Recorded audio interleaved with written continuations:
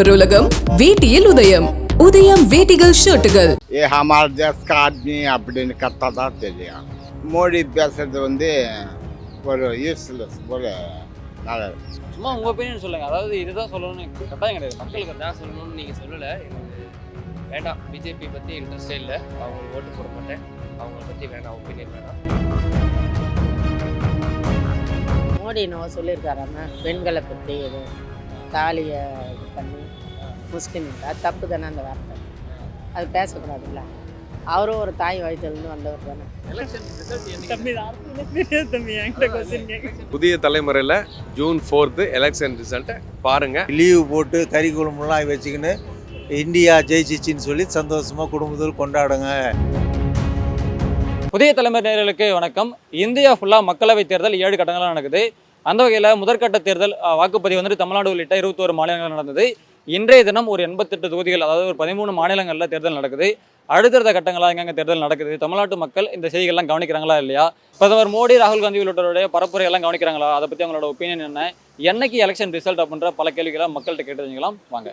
தமிழ்நாட்டு மக்கள் மற்ற மாநிலங்களோட நடக்கிற தேர்தலை கவனிக்கிறாங்களா இல்லையா? கண்டிப்பாக கவனிப்பாங்க. ஏன் கவனிக்க மாட்டாங்க?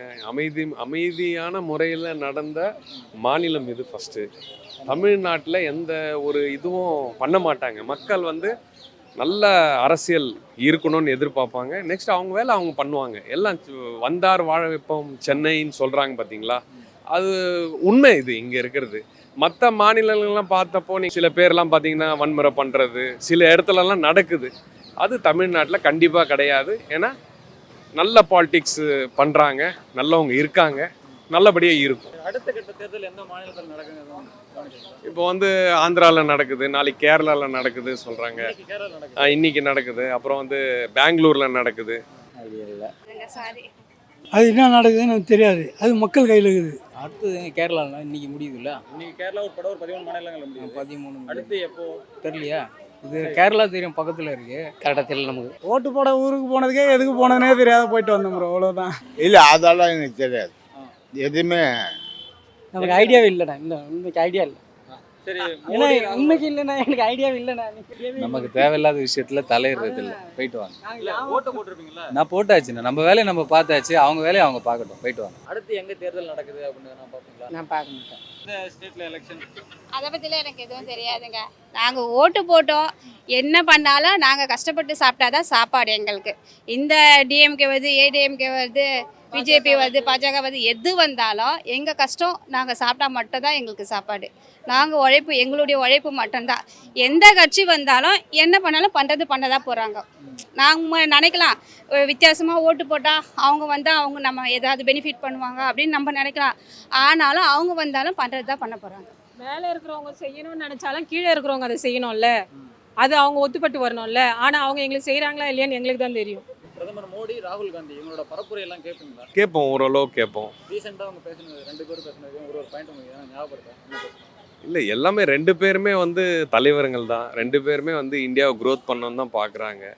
பட் நம்ம ஒரு சராசரி மனுஷன், ஒரு மாத சம்பளம் வாங்குறவங்க, வரணும்னு தீர்மானிக்கிறோம், இல்லைன்னு சொல்லலை. பட் 2 பேருமே இருக்குது. ஆனால் நான் ஓட்டு போட்டு அவர் தான் வரணும் இவர் தான் வரணும் சொல்ல முடியாது. இப்போ பொதுவாக நிறைய பாப்புலேஷன் இருக்காங்க, எல்லாரும் அவங்கவுங்களோட இது இருக்கும். ஆக்சுவலாக வேண்டாம். எனக்கு பிஜேபி பற்றி ஒப்பீனியன் கிடையாது. சும்மா உங்கள் ஒப்பீனியன் சொல்லுங்கள். அதாவது இதுதான் சொல்லணும்னு கட்டாயம் கிடையாது. மக்களுக்கு தான் சொல்லணும்னு நீங்கள் சொல்லலை. எனக்கு வேண்டாம், பிஜேபி பற்றி இன்ட்ரெஸ்டே இல்லை. அவங்களுக்கு ஓட்டு போட மாட்டேன். அவங்கள பற்றி வேணாம், ஒப்பீனியன் வேணாம். ராகுலோட ஃபியூச்சர் தான் மோடி கேட்டிருக்கேன். என்ன சொன்னார் அப்படின்ற மாதிரி கூட நேற்று கூட ஏதோ போய் சர்ச்சையாச்சுன்னு நினைக்கிறேன், 2-3 ஸ்பீச். பட் என்ன பேசுனாங்கலாம் இல்லை. ஆனால் இந்தியாவுக்கு ஏதாவது நல்லது செஞ்சால் ஓகே தான் எங்களை பொறுத்த வரைக்கும், வேற ஒன்றும் இல்லை. மோடி ராகுல் காந்தி ஸ்பீச்லாம் கேட்டிருக்கீங்களா? மோடி இதுவரைக்கும் தமிழ்நாட்டுக்கு எதையும் செய்யலை. ராகுல் காந்தி கேட்கல, மோடி இது ஒன்று கேட்டிருக்கேன். அவர் என்ன பேசினாரு அப்படின்ற மாதிரி அவ்வளோ ஞாபகம் இல்லை. சமீபமாக மோடி ராகுலோட ஸ்பீச்லாம் கவனிச்சாங்களா? கண்டிப்பாக. அவங்க என்ன பேசுனாங்க, யாரோட ஸ்பீச் உங்களுக்கு கவர்ந்தது அப்படின்ற மாதிரி? கவர்ந்ததுலாம் சொல்ல முடியாது, யார் வந்தால் நல்லா இருக்குன்னு தான் பார்க்க முடியும். ஆனால் எனக்கு இது வரையும் இப்போது மோடி பாஜகனா இப்போ எனக்கு தமிழ்நாட்டில் நல்லா பண்ண மாதிரி தெரியல. எனக்கு ஒன்று அடுத்த ஸ்டேட்டில் நல்லா பண்ணிட்டாங்க, சவுத் சைடு பண்ணலை. அதனால தான் அவங்க இங்கே வச்சு அவர் அண்ணாமலை அப்படி நிறைய ஸ்பீச் பண்ணுறாரு, நிறைய பண்ணுறாங்க. ஆனால் தமிழ்நாட்டில் கம்மியாக தான் வரும் பிஜேபி தெரிஞ்ச எனக்கு.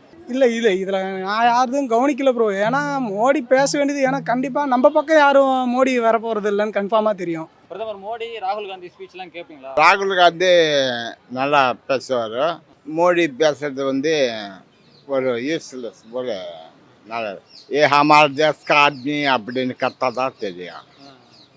ஏன்னா எல்லாரும் வந்து நாட்டு மக்கள் தான் இன்னும் சொல்லாமல் அந்த வார்த்தை சொல்லக்கூடாது.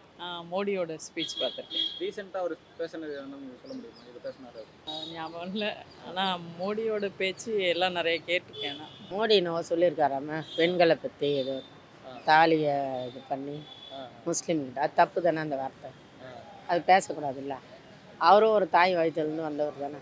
அது டிவியில் கூட நான் பார்த்தேன். காலையில் ஏதோ அவருக்கு ஏதோ இது கொடுங்க நோட்டீஸோ ஏதோ ஒன்று சொன்னாங்க. அது கொடுக்க வேண்டியது தானே, ஏன் கொடுக்க மாட்டாங்கன்னு யாரோ ஒருத்தர் பேசியிருந்தார், கட்சிக்காரர் பேர் எனக்கு தெரியல. ஏன் அவருக்குன்னா கொடுக்க மாட்டாங்க, ஏன் பயப்படுறாங்களா இல்லை தயக்கமா? அவரும் எல்லாரும் அது சராசரி ஆம்பளை தானே, பேசுகிறவங்க மனுஷன் தானே, அவர் தப்பு பண்ணது பேசுனது தப்பு தானே, அப்போ அவருக்கு கொடுக்க ஏன் தயங்குறாங்க, கொடுக்க வேண்டியது தானே அப்படின்னு நியூஸில் காலையில் பார்த்தேன். மோடி இந்துக்களின் தாலியெல்லாம் தங்கத்தெல்லாம் முஸ்லீம்களுக்கு கொடுத்துறேன்னு சொல்லி ஒரு நல்ல வாக்கு கொடுத்துருக்காரு. அவங்க என்ன சொல்கிறாங்க, 16 லட்சம் கோடி இருக்குது, அது பணத்தில் எடுத்து நான் எல்லாத்துக்கும் 1 லட்ச ரூபா நான் கண்டிப்பாக நான் போடுவேன் அப்படின்னு அவர் சொல்கிறாரு. இது ரெண்டும் தான் மனசில் உட்காந்துக்குது கடைசியாக. எப்போ எலெக்ஷன் ரிசல்ட் வருதுன்னு தெரியுமா? மே 22 ரிசல்ட் என்னைக்கு தெரியுமா? 9ஆம் தேதி 19ஆம் தேதி இல்லை, ஜூன் 4. மறக்காதீங்க, ஜூன் 9 ஜூன் 4. 4 ரிசல்ட் டேட் தான் கொடுத்துட்டாங்களே. டேட்டு ஜூன் இது மேலே ஜூன்லேயே கொடுத்துருக்காங்களே. இது ஜூனில் டேட் 4 கொடுத்துருக்காங்களே. அண்ணா கரெக்டாக சொல்லிட்டேன். எலெக்ஷன் ரிசல்ட் என்னைக்குன்னு தெரியும்? இல்லை ப்ரோ, நான் அதை கவனிக்கல. சோஷியல் மீடியாவில் நான் இன்னும் இன்வால்வே ஆகலை. எனக்கு இதில் சுத்தமாக இம்ப்ரூவ்மெண்ட்டே வேண்டான்ட்டு விட்டுட்டேன். 4ஆம் தேதி இன்னும் 4ஆம் தேதி அடுத்த மாதம். ஜூன் 4ஆம் தேதி. அதெல்லாம் நமக்கு ஐடியாவே தெரியலண்ணே. எலெக்ஷன் ரிசல்ட் என்னைக்கு? தம்பி தம்பி என்கிட்ட கொஸ்டின் கேட்க. எலெக்ஷன் ரிசல்ட் என்னைக்குன்னு தெரியுங்களா? 5ஆம் தேதி. எந்த 5ஆம் தேதி? வர 5. நோ, 4ஆம் தேதி. ஜூன் 4. ஓகே, மிஸ் பண்ணாம பாருங்க. சரி. ரிசல்ட் வந்து ஜூன் மாதம் 4ஆம் தேதி என்னவோ சொன்னாங்க. கரெக்ட். 4ஆம் தேதி தானே? இந்த 4ஆம் தேதி 5வது மாதம் 4ஆம் தேதி. ஓ, 6ஆம் மாதம் தான். ஜூனில் தான் ரிசல்ட். ஜூன் 4. ஜூன் 4ஆ? சரி சரி. ஜூன் 4. ஜூன் 4. ஜூன் 4. ஜூன் 4ஆம் தேதி ரிசல்ட். கண்டிப்பாக ஜூன் 4ஆம் தேதி மறக்காத எலெக்ஷனோட அந்த ரிசல்ட்டை பாருங்கள். ஓட்டு போட்ட மக்களே, ஜூன் 4ஆம் தேதி மறக்காதீங்க. அன்றைக்கி லீவு போட்டு கறி குழம்புலாம் வச்சுக்கின்னு இந்தியா ஜெயிச்சிச்சின்னு சொல்லி சந்தோஷமாக குடும்பத்தில் கொண்டாடுங்க. நன்றி. புதிய தலைமுறையில் ஜூன் 4 எலெக்ஷன் ரிசல்ட்டை பாருங்கள். பார்த்துட்டு யார் வராங்க என்ஜாய் பண்ணுங்கள். ஆடவர் உலகம் வேட்டியில் உதயம். உதயம் வேட்டிகள் ஷர்ட்டுகள்.